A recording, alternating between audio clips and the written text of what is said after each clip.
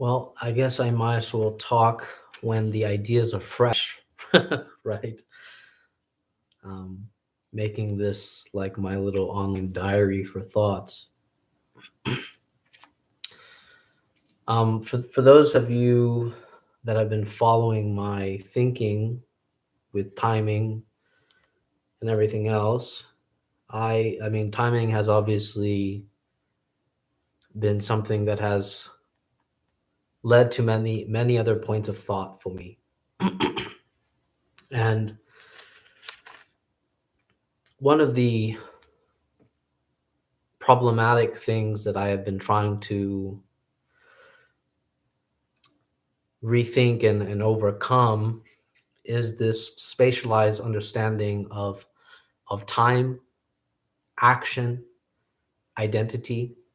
Um, Hi, Sam. Nice to meet you. Glad you're here today. um, and so I'm going to be talking about quality. What, why should we study quality?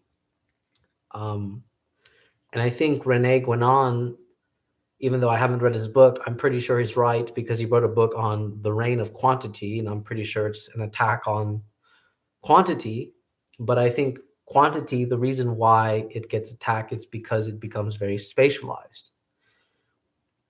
And just to give like a real example about why quantity almost like leads to some type of nihilism is actually, for example, and this is actually a very common trope in romantic novels or romantic stories, right?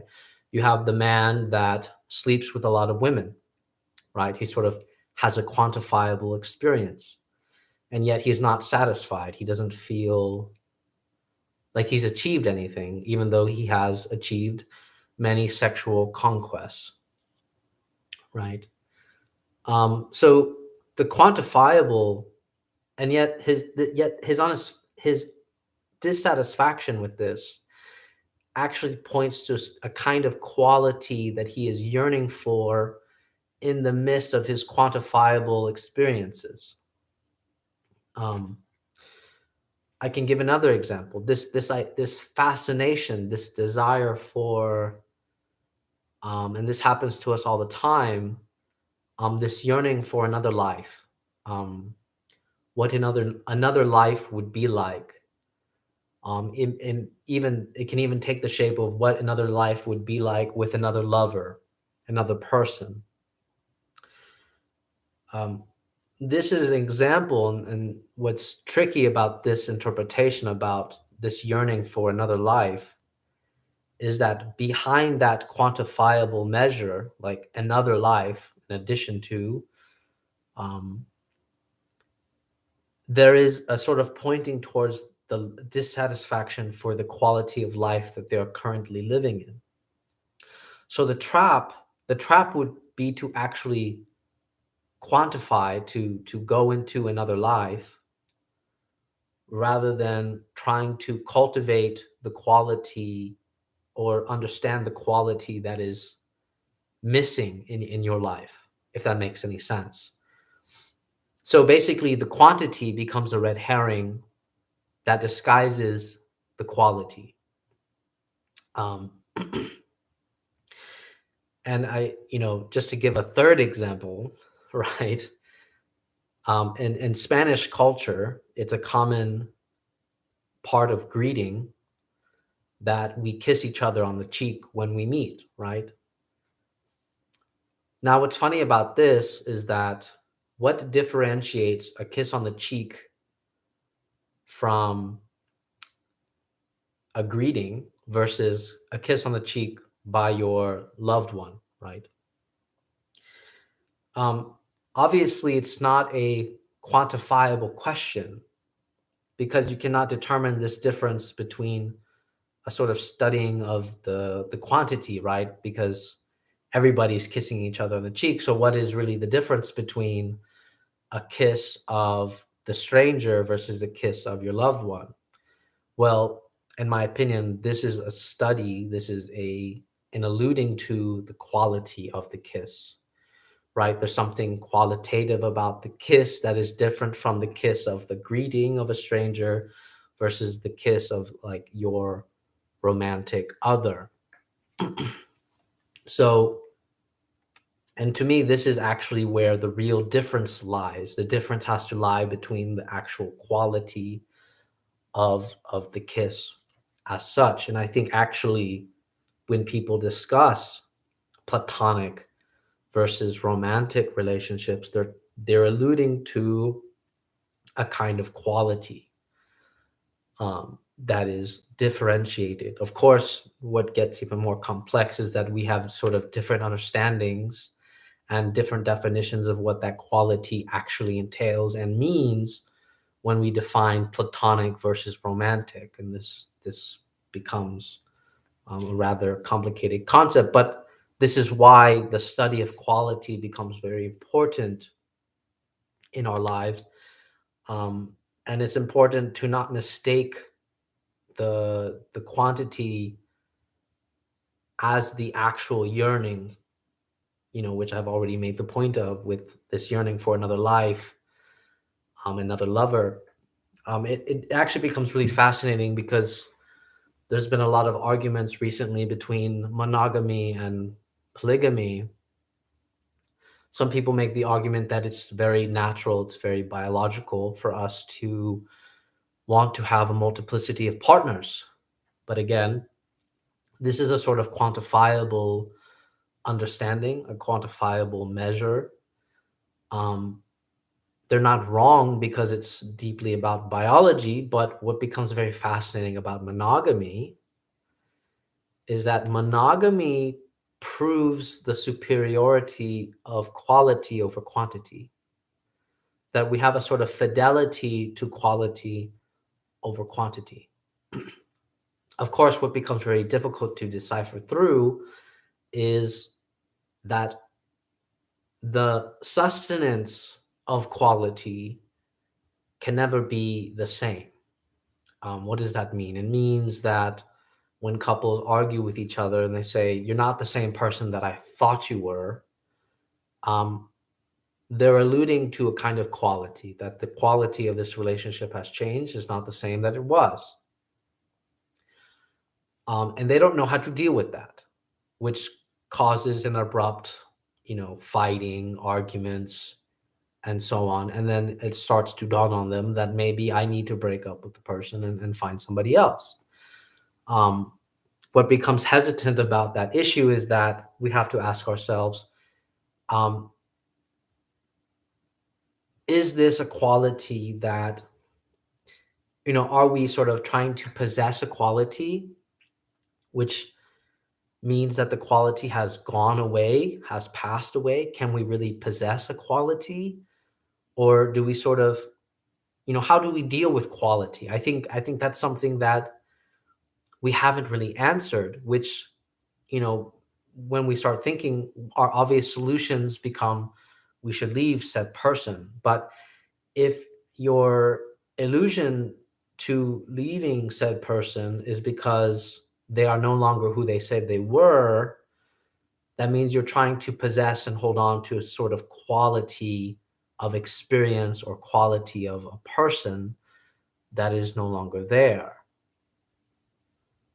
So it seems that actually quality doesn't have a sort of boundary. It cannot be something that is spatialized and contained. And perhaps quality, this is where the mistake we make with quality is that quality itself is not something that can be put in a box. And I think this is our mistake between a quantifying quality, whereas perhaps we should entertain the idea that quality itself is always unfolding. What does that look like? The best example that I can give for what that looks like is when there are objects that are passed down from generation to generation, right? The value of the object may be completely pointless and worthless, yet there seems to be a sort of quality to it that adds value because it was your grandmother's, it was your mother's, and now it's yours. Um, it almost sort of eludes any sense making, right? And yet the quality of it seems to consistently unfold with every person that obtains the object. The quality can even diminish if you had a bad relationship with your mother, and then someone says, well, this was something that your mother had and your grandmother had, and so now we want to give it to you. But it can also reinvigorate a new relationship to your grandmother and your mother, despite your immediate understanding of your mother, because now it is something that is being passed on. So it becomes fascinating that quality itself is a sort of continuous unfolding that we can't really pin down. And I think the obsession or the neurotic pointing cutting that we make with quality is our trapping of ourselves with trying to quantify experiences, trying to quantify things that occur to make sense of them. And so this has to do, obviously, with a lot of my work with quality and timing, quality and time. Sam says here, women marry men thinking they will change, and men marry women thinking they won't. I thought about that quote. Yes, yes, yes, absolutely. Um, and it, and just to go back to the man example with his numerous sexual conquests, right? It's funny that in our contemporary culture, a man that sleeps with a lot of women increases his quality as a man, whereas a woman that sleeps with a lot of men diminishes her value, diminishes her quality as a woman. But this logic, this logic itself is still a quantifiable. It's a logic of quantity, actually, not of quality. So, for example, you wouldn't want to ask the question, and this is a trap that always happens with so many couples that should never be asked. How many people did you sleep with? Um, that is a quantifiable question, yet it's a quantifiable question that, when answered, becomes a sort of judgment that immediately makes us react and give some type of value or quality to the person. Um, so there seems to be a misordering in this sense where we take quality as quality. I mean, quantity as quality.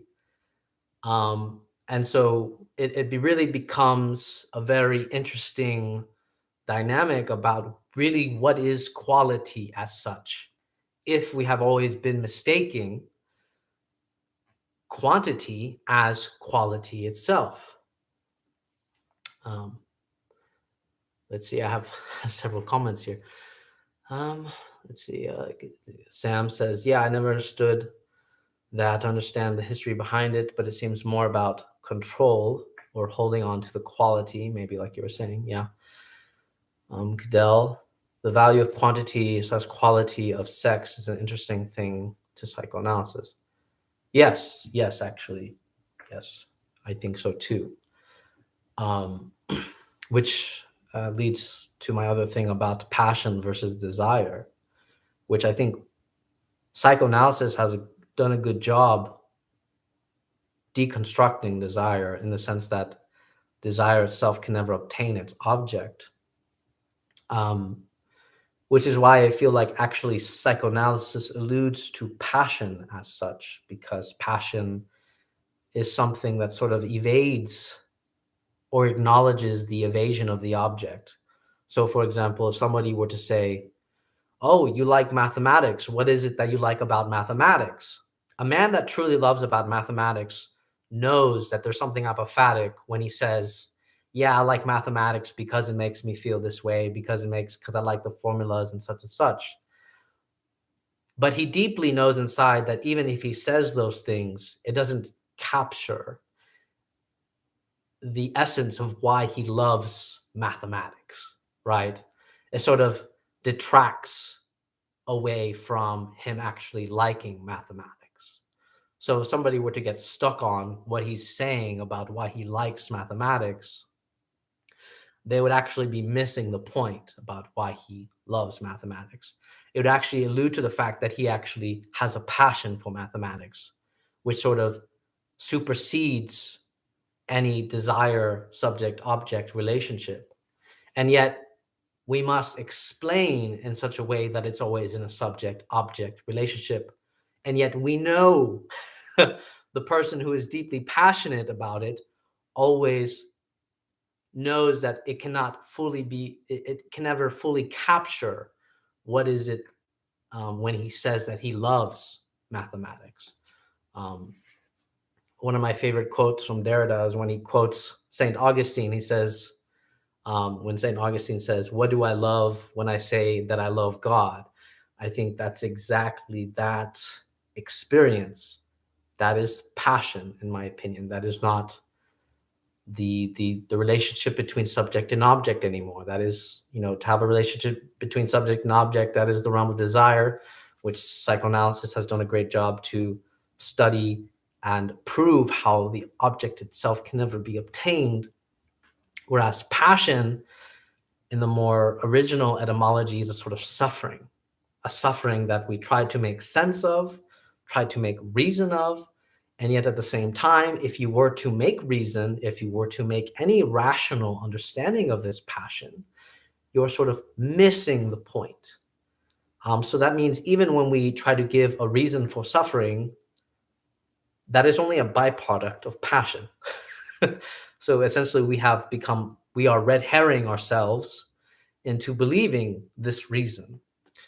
And it always makes me go back to why people argue about God. It's really an argument of passion, disguised behind some type of logistics of rationality about why God exists and why God does not exist, and so on. To me, it's just all passion. It's not. I don't even take these words seriously. Boy, I'm going to be quite the heretical chaplain when I grow up. So yeah, I've been trying to really take away from action as movement, which goes into a problem of free will movement.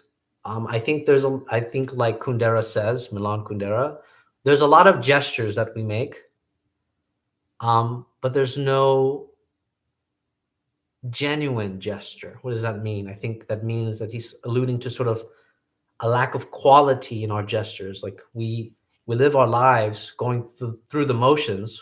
So there's a sort of quantifiable movement going on. I pick up my cup, I drive my car, I do this work, I obey what the boss says. There's all these movements happening, just this realm of quantity.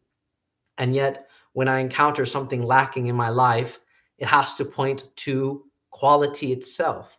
I haven't found a way to fit quality in my life of pure quantifiable motions, purely quantifiable experiences, right? Even the idea of getting a job goes on to sort of a quantifiable thing. How much experience do you have?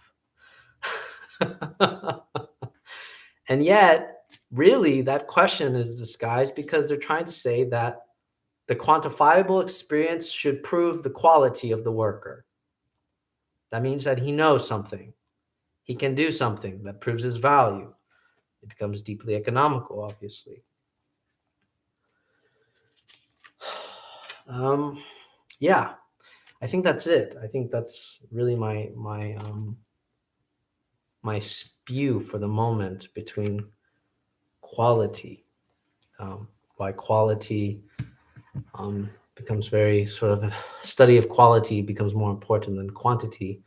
But of course, we need to first decipher what we have mistaken. I think the real error is that we've mistaken quantity as quality, and that becomes more difficult to really untangle for people. And that seems to be like the work that I want to do with timing and motion. Somehow motion is connected to free will, which is greatly disturbs me a lot. And I think that's how even determinism becomes even a thing in the first place, right? It's like, well, all these genetics say that you would have already done this, right? I could look at your brain and say, all right, 5 seconds from now, they're going to pick up the cup, and so on. So all these actions and movements um, stay in the realm of space, but nobody talks about the quality of the action, the way the man picks up the cup. Um, I feel like the only way you get a study of quality is literature, really. Which makes sense because Zizek quotes a lot of popular culture and literature and films and everything as such. So I do think if philosophy is to go into a talk of quality, there needs to be more of a study on literature, more examples of literature. This is where we get a real study of quality, not quantity as such. And again, it gets very interesting when we talk about time in literature. What is time in literature? Um, it can no longer be a sort of sequential, linear conceptualization. Time itself becomes a sort of quality um, in literature, not something quantifiable. But yeah, if you guys have any questions, yeah, that's really the end. That's really the end of my talk.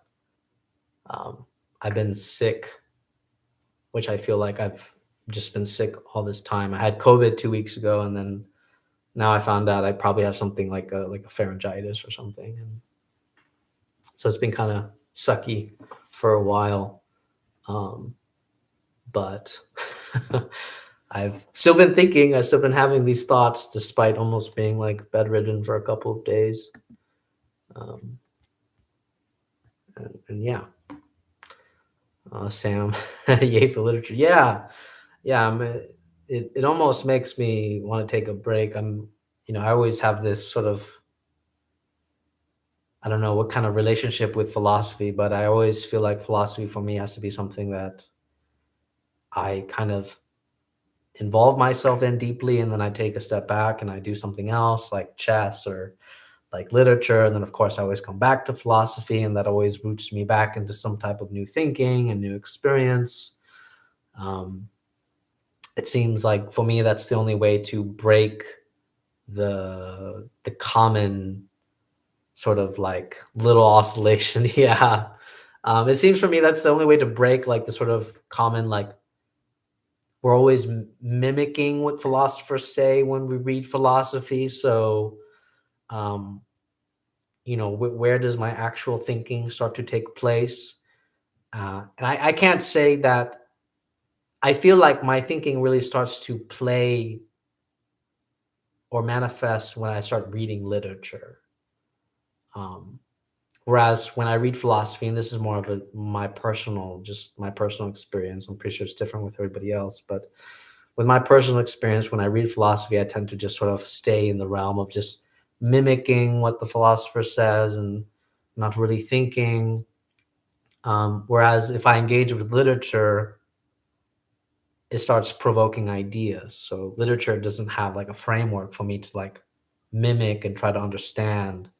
It's sort of like it's sort of stumbling into truth or stumbling into ideas that all of a sudden I can connect back to like Deleuze or Derrida or Hegel or anything like that. So yeah, that seems to be my way right now.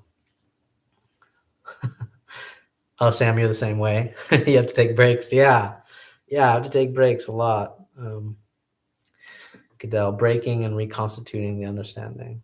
Yeah, yeah, absolutely.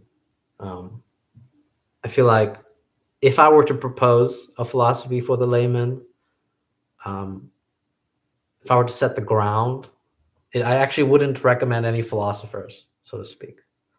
I would strictly recommend literature. And then once you get curious enough about human nature, then I would say you're ready for philosophy. Because, like, I think literature gets you into the sort of quality of it, the quality of like why this problem is important, which I think philosophy always has a hard time expressing. Like, we always say, when we read philosophy, like this problem is really important. Like people need to acknowledge this. This is super important. But for laymen, there seems to be like a sort of disconnect between why it's so important. But I feel like literature sort of takes you on the phenomenological journey about why this problem is important, about why the human condition is a problem, about why we need to understand the human condition, question the human condition, question the presumptions and the assumptions that are going on in our age. And I think once a person starts, becoming more intoxicated with these questions, then you say, here's philosophy. Now engage with some type of thinking, some type of way of thinking. Because I think there you already start establishing the passion to understand the human condition, right? You must sort of stay with the Shakespearean quote to sort of to be or not to be. You don't answer the question, you sort of stay in there. Who needs DMT when you have up here? Oh man.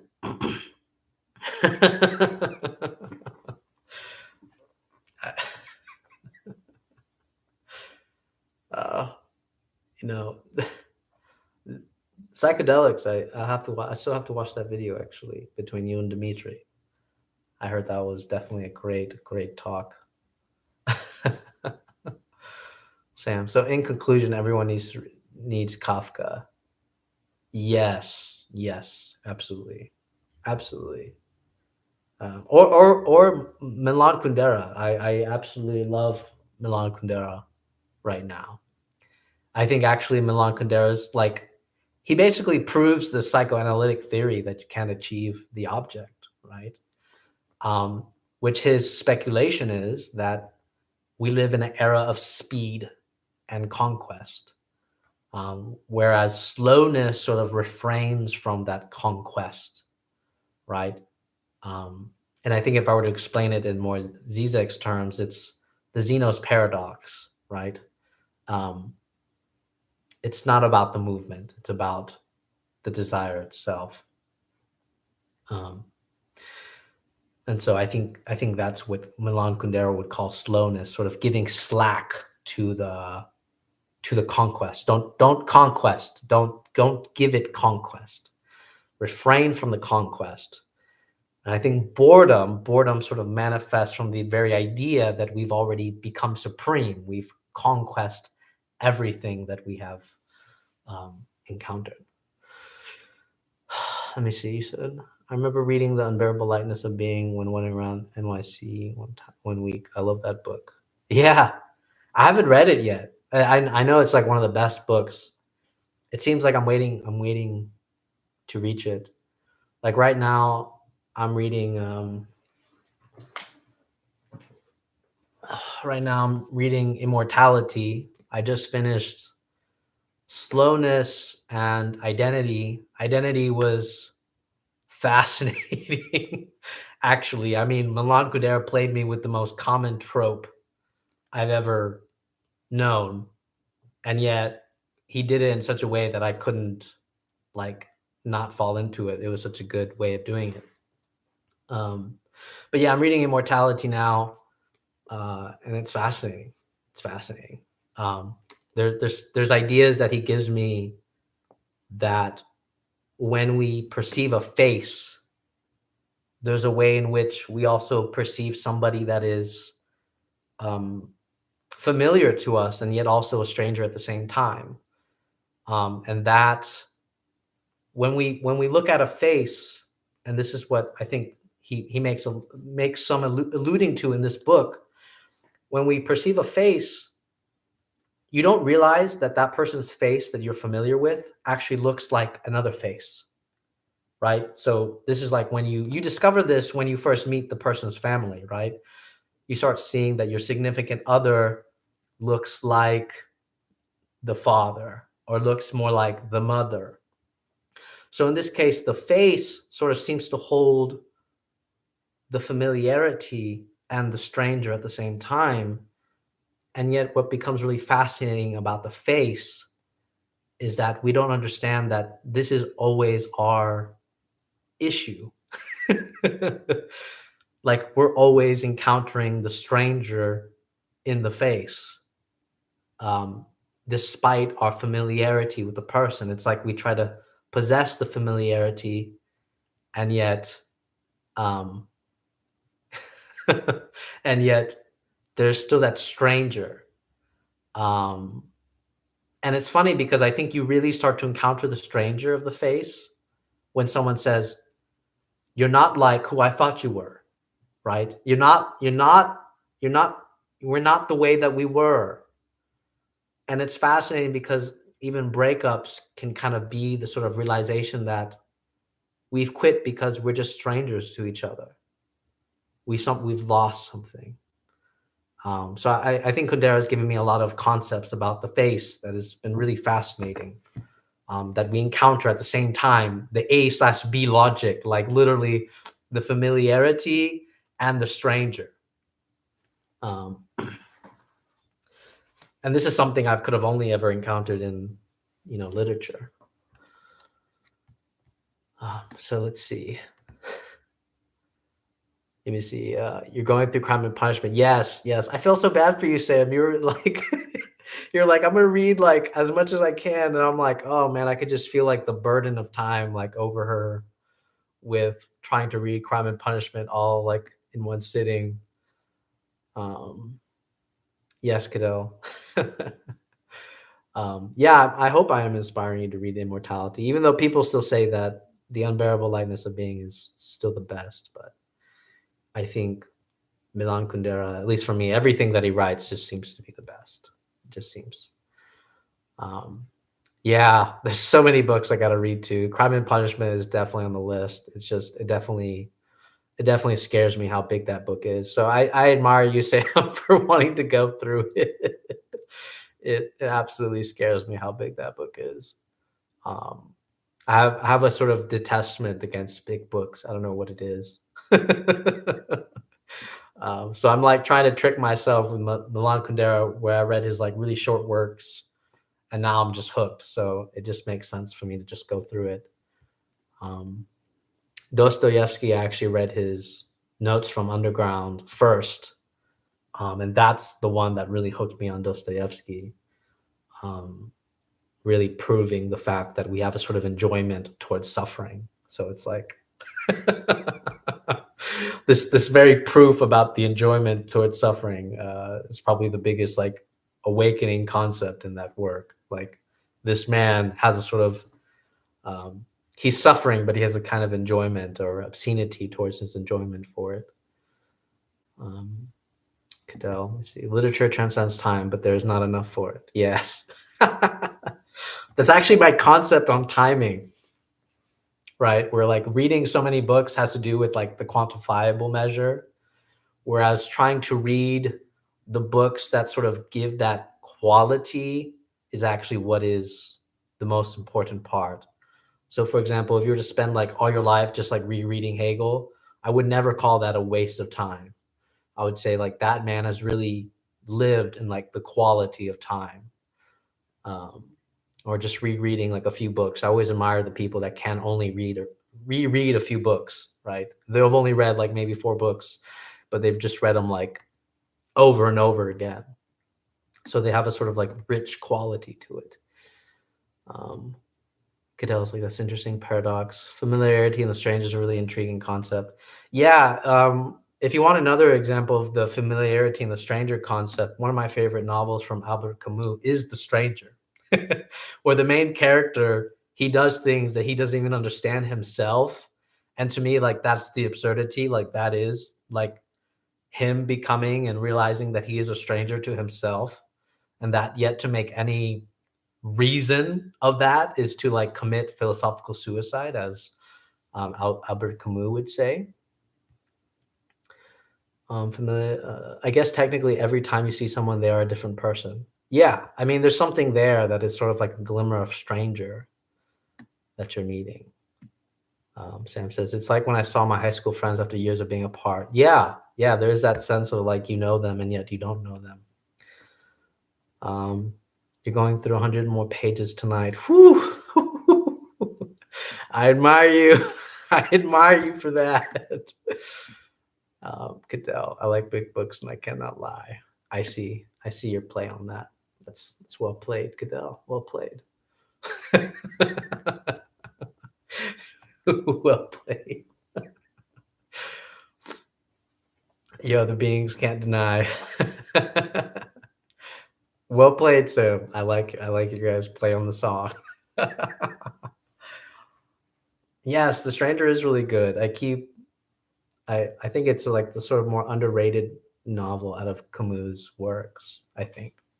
Because people tend to talk a lot about, what is it, I think, like his other works more. But I'm a little biased because I've only read The Stranger, so but I feel like The Stranger has a I think my favorite scene of The Stranger is where the man's about to die, be persecuted, and a priest comes in trying to convince him of God, like he should accept God, and the main character refuses. And I always love this interaction. It's like my favorite scene out of the whole book because the priest is trying to give him some type of reason for his death, some type of redemption, and the man refuses it. He leaves it in its like absurdity and its sort of unansweredness. Um, he keeps it strange just to play off the title. Um, and I really like that. I really like that whole novel for that reason. Um, I'd always admired the character for that sort of like it's like almost like the priest doesn't understand really. um, but yeah, okay. I think yeah. Thank you guys for coming. Really appreciated it, Sam and Cadell, and I think there's other people watching, but I don't know because it doesn't tell me at certain points. But yeah, all right. You guys take care, and hope you guys had good holidays. And I'll just get to speed on it already. I hope you guys have a good New Year and New Year's Eve. All right. Okay. Take care, guys.